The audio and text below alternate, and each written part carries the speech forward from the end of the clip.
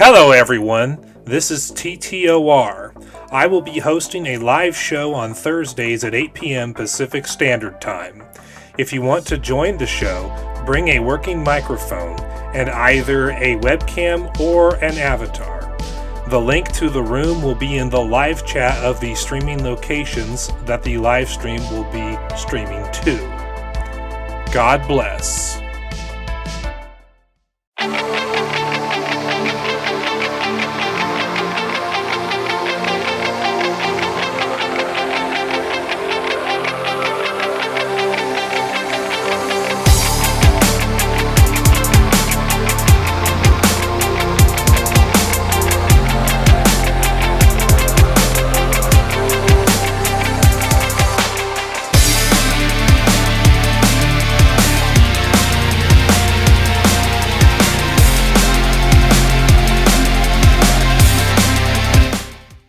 Hello there everyone!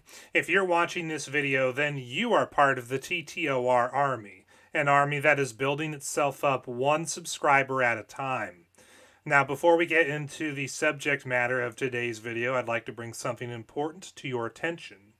YouTube censorship has been going on for most of the past decade, and it is not getting any better.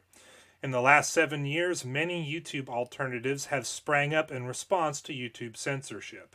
Today, I'd like to point you towards two different YouTube alternatives that TTOR content is on, and if you are a fan of my content, you definitely should subscribe to me and watch my videos at one or both of the following two platforms. The first one is Rumble, which is a YouTube alternative owned by Donald Trump's media company, and it is getting a lot of use for a lot of people. We're talking millions upon millions of registered users, hundreds of millions of visitors and monthly web traffic, and channels all around are growing, even mine. Over the past 8-9 months, I've gone from 20 or less subs to 88 at the time of this recording, and hopefully I'll hit 100 subs on my Rumble channel soon. But aside from the increased following on my Rumble channel and the fact that my videos get roughly the same, or in most cases even better views than they do on YouTube, I also do live streams of the God TV radio podcasts as well as the TTOR show here on my Rumble channel. So if you'd like to watch my videos on a platform that is less censorious than YouTube is, and you want to see the live versions of my shows, well, I would encourage you to subscribe to my Rumble channel, check out my Rumble videos, and share them far and wide. Another YouTube alternative you should definitely subscribe to me on is my Quarter channel.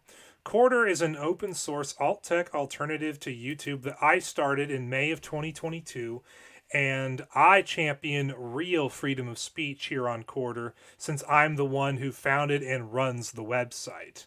As a matter of fact, I'm so free speech that I'm actually more free speech than even Rumble is. So if you are into real freedom of speech on a YouTube alternative that not only is run by a content creator like yourself who can sympathize with you, but also is a website that is functional and feature-wise on the same level that YouTube is, I would encourage you to join Quarter today and to promote Quarter as far and wide as you can. So now that you know about Quarter and Rumble as far as TTOR goes, let's talk about the subject matter of today's video, which is none other than X, formerly known as Twitter. Things have been going relatively good for me on X since Elon Musk took over. I'm up to 211 followers at the time of this recording, which is an all-time high for me. I have had X/Twitter accounts in the past, and none of them ever got this big for TTOR. Not even close. So naturally, I've been enjoying my time on X/Twitter a lot more than I have before. But some people recently have started to get censored by X in the same way that the old Twitter censored them. And I think we have a pretty good idea as to why that is. I have here a reclaimthenet.org article titled Ex-CEO Linda Yaccarino says free speech ends at hate speech. Subtitle says, who gets to decide what's hate speech? And we're just going to go ahead and read this article all the way through. X continues to sit on two chairs and send mixed signals regarding the company's stance on free speech. A new blog post penned this week by X Corp CEO Linda Yaccarino goes into this, at once claiming that society must empower people to express its thoughts, but also that the line must be drawn at hate and hate speech. Considering the platform's long and difficult history of suppressing free speech, well documented in the Twitter files, and the fact terms like hate speech, not to mention misinformation, are so often used simply to cover up straight up censorship. Yaccarino's intent here can be seen as confusing. All the more so since the blog post is entitled Safeguarding Information Independence and Combating Hate Speech, only to be followed by the subtitle Building an Indispensable Global Town Square. This is particularly interesting since it's an admission of sorts that X is indeed a digital town square. The argument that this is the case with all major social sites has been used for a long time to prove that speech there should be protected under the U.S. Constitution's First Amendment, regardless of the companies being privately owned. The term modern public square as it pertains to social networks is found in the 2017 U.S. Supreme Court opinion in Packingham versus North Carolina.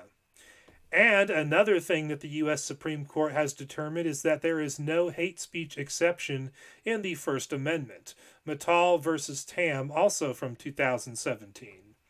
So, what is Yaccarino, i.e. X, doing here, evoking both free speech, the global town square, and combating hate speech? Trying to eat the cake and have it too? Or pacify many powerful detractors of X in these particularly sensitive campaign times? First, she praises the need for information independence, the free exchange of ideas, information, and knowledge through freedom of speech as a precondition to society's progress. It goes on. Heavy content filtering practices of some platforms and media entities have altered people's understanding of the truth. And on.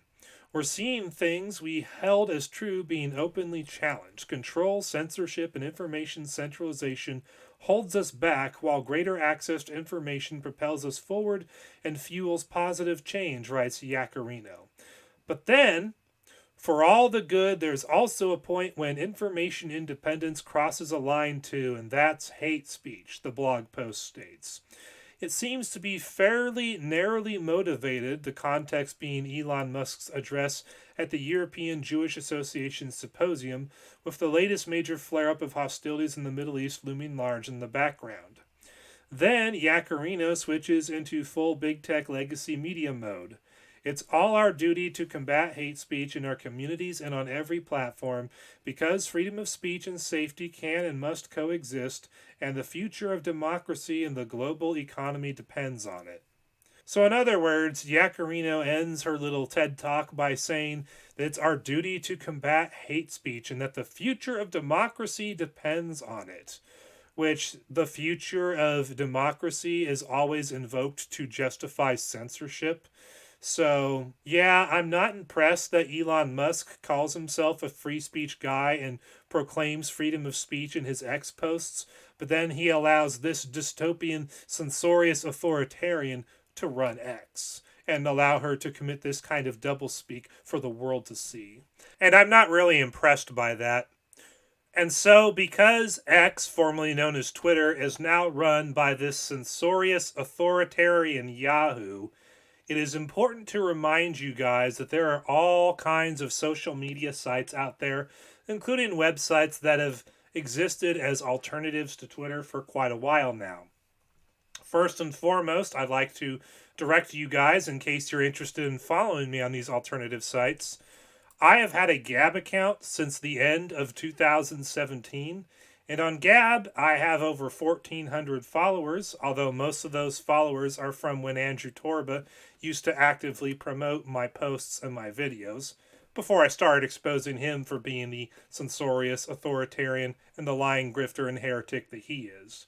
But I still have a big following on Gab, and if you're interested in following me on an alternative to X, in terms of keeping up with my videos and such, well, I would encourage you to follow me on Gab.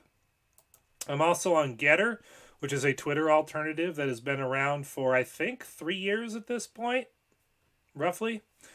And I got 416 followers on there, although I haven't gained a single follower in many months, so I think the platform's pretty much dead. But it's a Twitter alternative. It functions very similar to it. It also has TikTok like functionality, and I think they just implemented some kind of AI help bot that actually helps you create posts on here, which is kind of a weird thing to do, but okay. So if you want to follow me on Getter, you can find the link to that in my description box below. And I'm also on Truth Social, which is the Twitter alternative that is run by Donald Trump's media company. This is literally Evil Orange Man's Twitter alternative, and Donald Trump actually has refused to return to Twitter, even though his account was restored a while ago, because he uses Truth Social, his own platform, to post his thoughts and opinions. And so what people on X do is they just screenshot what he writes on Truth Social and share it all over X. But if Gab, Getter, and Truth Social don't interest you, well, I have my own social media site called Creation Social, which I founded on December 26, 2021.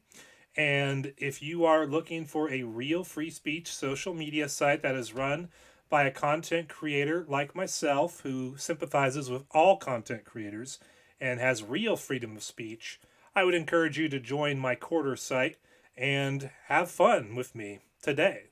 And now that you know about all these different Twitter alternatives, these X alternatives, including my own Creation Social, well, I would encourage you to join one or all of these alternative sites because you never know when X is going to go back to being just as or more censorious than the previous Twitter management. Thank you for watching.